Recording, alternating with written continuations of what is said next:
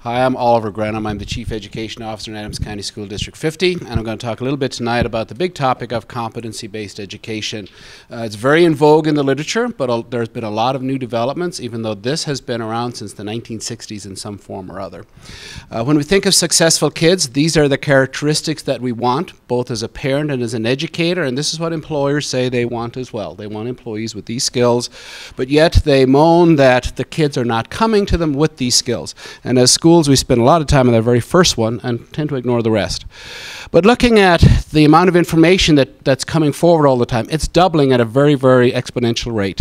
Back in the 1900s, we had schools around back then, they didn't have a lot of information to deal with. It's grown. So we have to figure out, what do we package for students?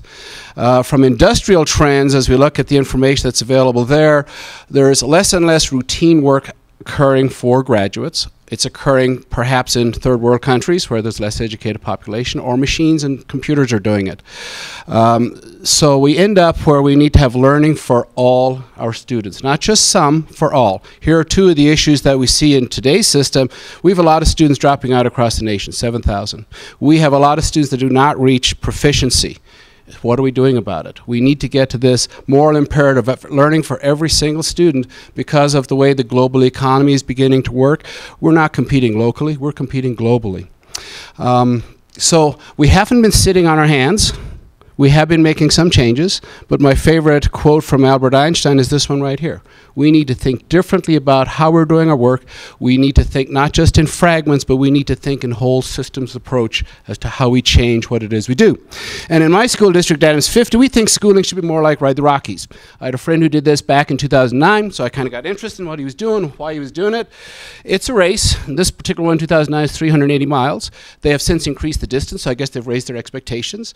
But the goal is finish the race. No matter who you are or what you do, finish the race. Doesn't matter so much about the time. Get it done. It's also, what's your training program? That's your personalized piece. What am I going to do to train myself to get this race done?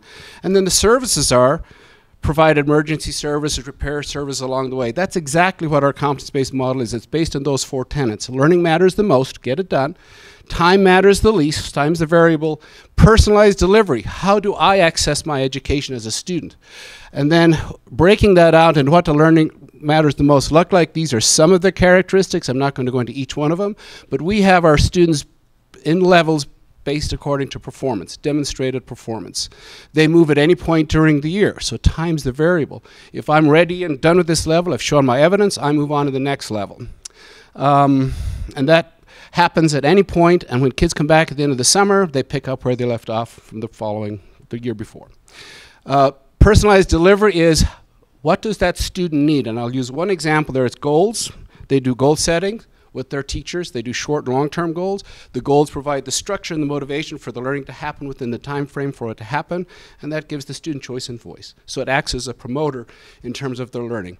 But you have to change your system to support all that. There's incredible teacher needs around professional development. There are system needs around technology.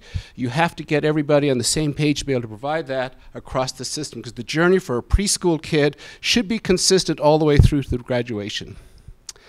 I like to use this quote here, and this really speaks to, we need to be teaching our kids not content per se, but how to be lifelong learners and how to adapt with the changes that come. They are going to be lifelong learners. When I was in school, that was sort of something that might happen. Here's an example of some characteristics of learner-centered classrooms versus traditional classrooms. As adults in our system, we had to be learners to change how we were programmed to do things and trained to do things to become more learner-centered. Thank you.